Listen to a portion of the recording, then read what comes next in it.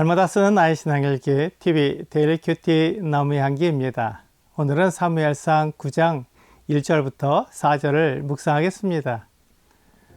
베냐민 지파에 기스라 이름하는 유력한 사람이 있으니 그는 아비엘의 아들이요 스롤의 손자요 베고라스의 증손이요 아비야의 현손이며 베냐민 사람이더라. 기스에게 아들이 있으니 그의 이름은 사울이요 준수한 소년이라. 이스라엘 자손 중에 그보다 더 준수한 자가 없고 키는 모든 백성보다 어깨위만큼 더 컸더라. 사울의 아버지 기스가 암나기들을 잃고 그의 아들 사울에게 이르되 너는 일어나 한 사원을 데리고 가서 암나기들을 찾으라 하매 그가 에브라임 산지와 살리사 땅으로 두루 다녀 보았으나 찾지 못하고 사알림 땅으로 두루 다녀 보았으나 그곳에는 없었고 베냐민 사람의 땅으로 두루 다녀 보았으나 찾지 못하니라. 하나님은 이스라엘의 실제적인 왕이었습니다. 하지만 이스라엘 백성들은 주변 나라처럼 왕을 원했습니다. 하나님이 그들의 왕이신 것을 부인하고 자기들의 눈에 보이는 왕을 구한 것입니다. 사무엘은 그것 때문에 하나님께 기도했을 때 하나님은 이스라엘 백성들을 위해 왕을 세워주라고 말씀하셨습니다. 사무엘은 하나님께서 베냐민 사람 사울을 왕으로 세우실 계획을 가지셨다는 것을 알았습니다. 그래서 하나님의 뜻에 순종했습니다. 사무엘은 기스의 아들 사울이 그를 찾아올 때까지 기다렸습니다. 하나님께서 하나님의 일을 하실 것이고 사무엘은 하나님이 말씀하신 대로 순종하면 되었습니다. 그래서 사무엘은 하나님께서 하시는 일이 그대로 이루어지도록 기다렸습니다. 믿음은 하나님을 기다리는 것입니다. 내가 정한 때에 내가 정한 방법으로 이루어지는 것이 아니라 하나님이 정하신 때에 하나님의 방법으로 이루어지는 것을 기다리는 것이 믿음입니다. 하나님께서 베냐민 지파의 기스의 아들 사울을 택하셨습니다. 그가 이스라엘의 첫 번째 왕이 되기 위해서 하나님께서 그를 사람들에게 알리지 않고 하나님의 선지자인 사무엘에게 오게 해서 기름 부음을 받게 하실 방법을 계획하셨습니다. 베냐민 지파는 이스라엘 지파 중에서 작은 지파였습니다. 그런데 그런 지파에서 이스라엘의 첫 번째 왕이 나온다는 것은 이스라엘 백성들이 이해하지 못할 것이었습니다.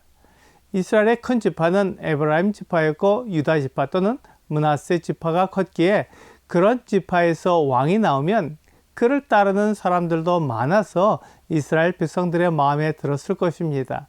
하지만 하나님께서는 이스라엘을 이끌 수 있고 하나님께 순종할 수 있는 사람을 세우시기 위해 베냐민 지파에서 택하셨습니다. 만일 하나님께서 사람처럼 큰 지파에서 왕을 세우시고 많은 사람의 지지를 받으신다면 하나님과 사람이 차이가 없을 것입니다. 하나님은 사람을 택하실 때 그 사람의 환경과 여건을 보시는 것이 아니라 그 사람이 하나님의 말씀에 순종할 수 있는 사람인가를 보십니다. 그래서 기스의 아들 사울을 택하셨습니다. 기스는 베냐민 지파에서 유력한 사람이었습니다. 유력하다는 것은 아마도 부자라는 말인 것 같습니다. 기스는 베냐민 지파에서도 부유한 사람이었던 것 같습니다. 그런 기스에게 아들이 있었는데 키가 크고 준수한 청년이었습니다. 하나님께서 이 준수하고 키가 큰 청년에게 주목하셨습니다.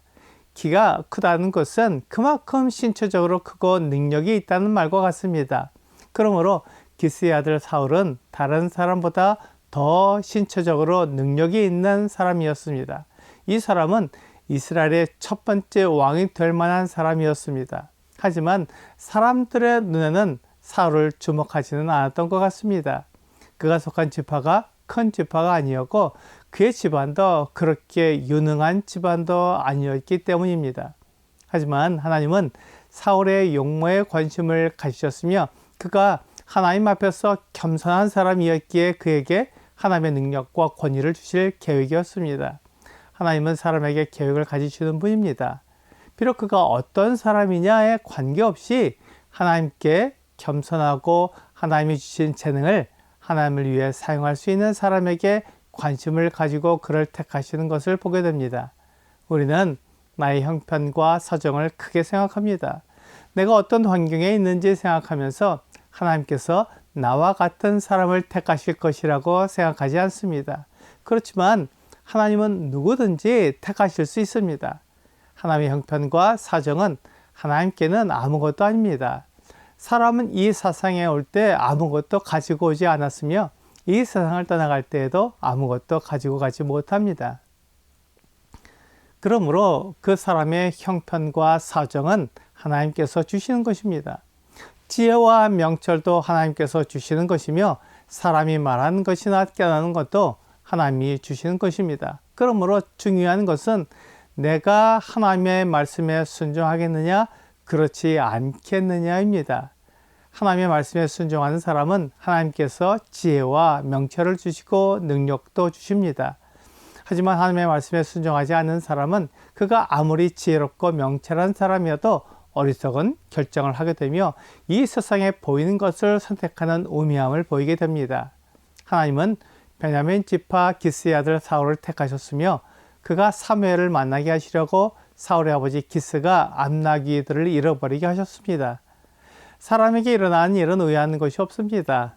하나님의 계획이며 하나님의 뜻이 그 안에 담겨 있습니다. 그러므로 우리는 범사에 하나님을 인정하는 것이 필요합니다. 하나님께서 우리에게 두신 뜻을 이루시기 위해 우리에게 일어난 일을 사용하십니다. 기스는 그의 아들과 사환을 보내서 잃어버린 암나귀들을 찾아오게 했습니다. 암나귀는 귀족들이 타며 자신의 위엄을 과시하던 것이었습니다. 그런데 그것을 잃어버린다는 것은 기스의 부와 위엄을 나타낼 수 없기에 잃어버린 암나귀들을 되찾고 싶었던 것입니다. 그래서 그의 아들 사울과 사환 한 명을 보내어 그 암나귀들을 찾아보라고 말했습니다.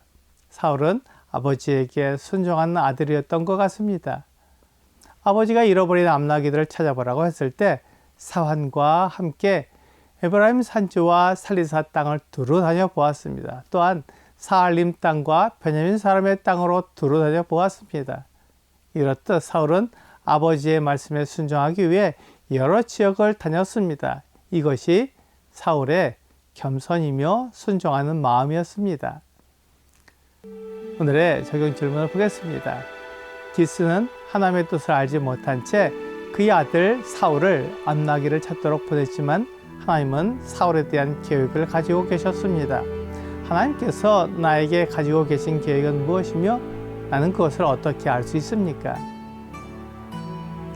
하나님께서 나에 대한 계획을 가지고 계시지만 그것을 알지 못해 나와 같은 사람에게 계획을 가지고 있지 않다는 생각을 하게 됩니다. 하지만 하나님은 내가 하나님이 계신 것을 믿으며 그 말씀에 순종한다면 나를 사용하십니다. 오늘 내가 하나님의 말씀에 순종하면 하나님께서 나를 사용하신다는 것을 알고 하나님께 순종하는 여러분과 제가 되기를 주 예수님의 이름으로 기도합니다.